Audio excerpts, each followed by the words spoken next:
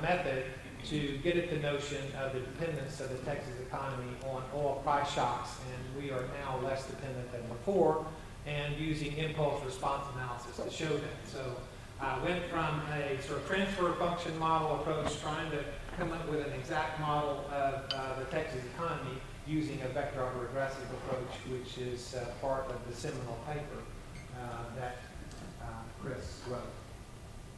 Now here's another, I view this as the notion that Chris's research never stops. I mean, you don't just invent one thing, you go to many other things. So here's a research paper that has received a lot of citations and is current, very current. It's called Implications of Rational Inattention. I was thinking, first of all, they were talking about my students, rational inattention. But it was really on macroeconomics. So you can see here that there's a recent economic letter from the Dallas Federal Reserve that uses this article as a basis for various arguments concerning the rationale of individual selections. Now, really just want to briefly talk, and I'll wind up, talk about Chris's legacy. Just think about VAR, and I'm going to read off the papers that are accepted for volume 31 in Advances in Econometrics. But here you have factor augmented VARs versus large sample Bayesian VAR forecasting. So again, see VAR in there. Identification via heteroscedasticity. That doesn't have VAR in the title, but there are vector autoregressives there. Using covariance to forecast commodity prices. Again, a time series model, multivariate. Dynamic stochastic general equilibrium forecast versus vector autoregressive models. Again, each and every time I mention vector autoregressions, look at this person over here at that table, right? So already we're getting children, grandchildren, great-grandchildren that are being developed here because of that paper. And you'll see the other papers, vector autoregressions, vector autoregressive models, panel vector autoregressive models, they're just on and on and on, and it's spawned so much research that has been so fruitful for our profession. More VAR models, I mean, that's just amazing to me. So we're almost at the point where I will ask you to come up, Chris, but let me just say here, this is a picture of Chris with the Secretary of Treasurer of the American Economic Association, Peter Rousseau, and John Siegfried, who's Assistant Secretary Treasurer. The American Economic Association was founded in 1885. It is a nonprofit organization that supports and promotes research in the myriad of subjects in the economics field. So I'm hoping that Chris might comment some on where our profession is going, since he's now leading our profession for this year. Chris, if you would come forward, I'd like to give you a small token coming from the participants in this conference and from Advances in Econometrics. The King may have appreciated some of your research, but my colleagues in this room appreciate them even more. So it may not be the Nobel Prize, but it is a gift from us. And it's, I don't know, I might just say here, Emerald Press, Advances in Econometrics Research Annual, in appreciation of Christopher A. Sims for Nobel Prize winning research in macroeconometrics and many contributions to the profession, awarded November 3rd, 2012, Southern Methodist University, Dallas, Texas. Thank you.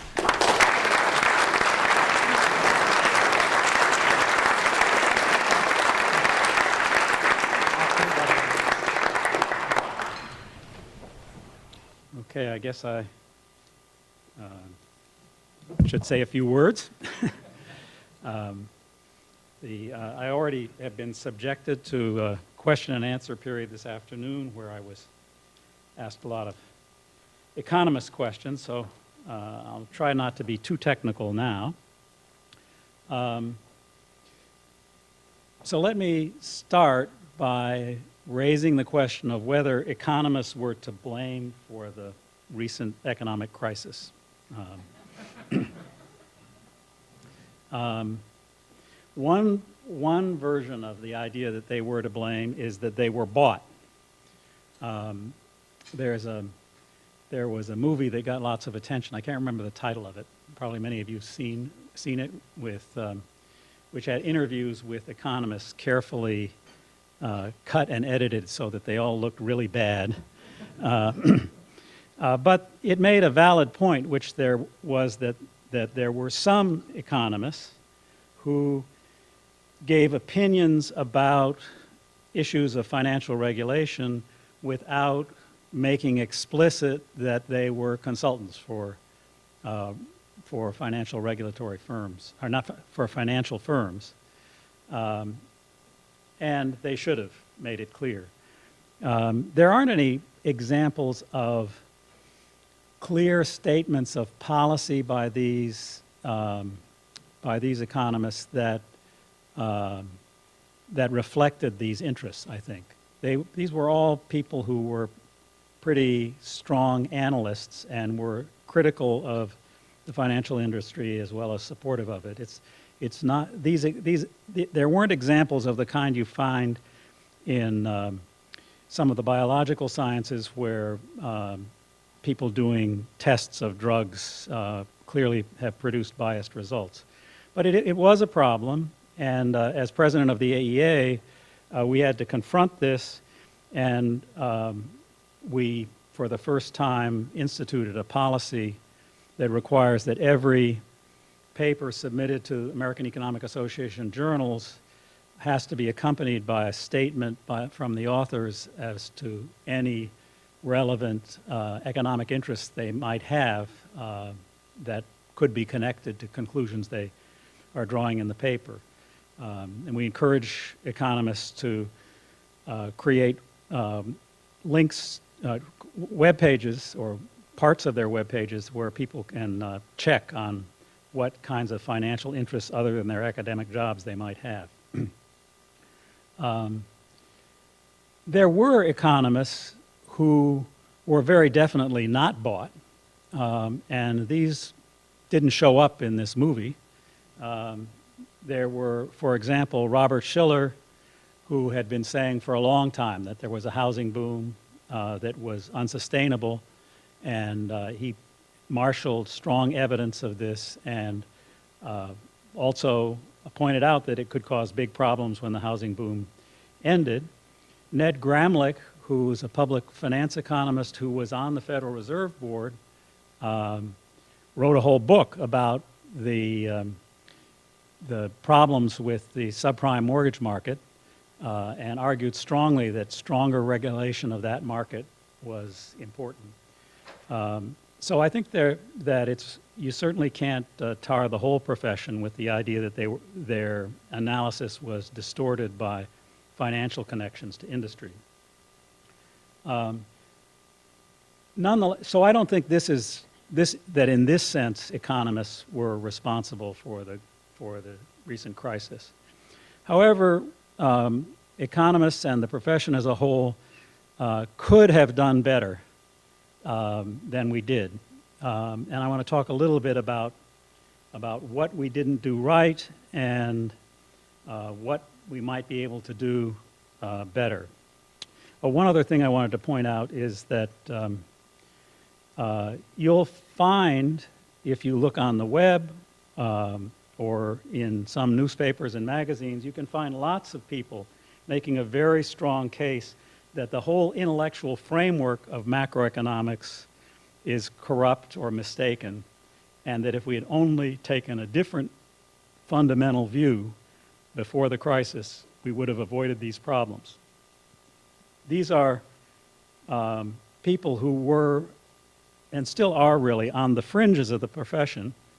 There's the Austrian school, which I find it very hard to know exactly what Austrian school economists, what characterizes them. There were some great Austrian economists 100 years ago whose contributions I understand. The Austrian school now seems to stand mainly for the notion that almost anything the government does is bad.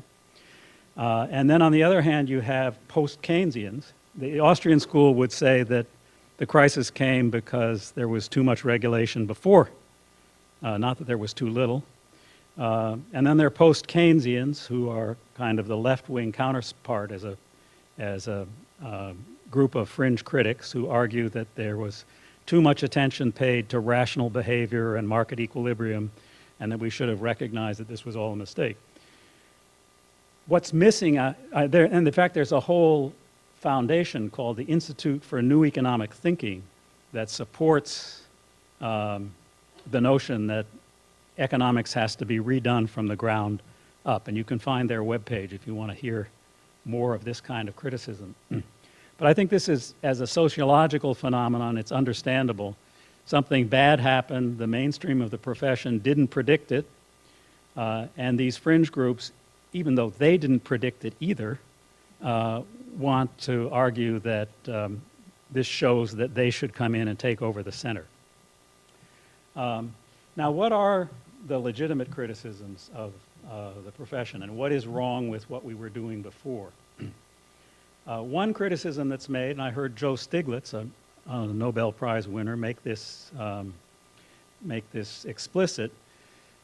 One argument is that the models that were being used to make policy in central banks were local in character. That is, the mathematics was you assumed there was a stable equilibrium, and then you generated a model of small deviations from that equilibrium. That kind of model is mathematically quite manageable. By modeling on that kind of assumption, you could make the model complicated in other dimensions. So that was regarded as a good trade-off. And it's absolutely true that the formal quantitative models in use in central banks to analyze policy were, for the most part, locally linear. They were local approximations assuming stability. On the other hand, it wasn't true that the people using these models were misled by their local character. Ben Bernanke, the head of the Fed, is an expert on the Great Depression. He knew very well that big deviations from the steady state norm were possible, and he understood how they happen. In fact, before the crisis, he was one of the ones who pushed for the Fed to keep interest rates low in the period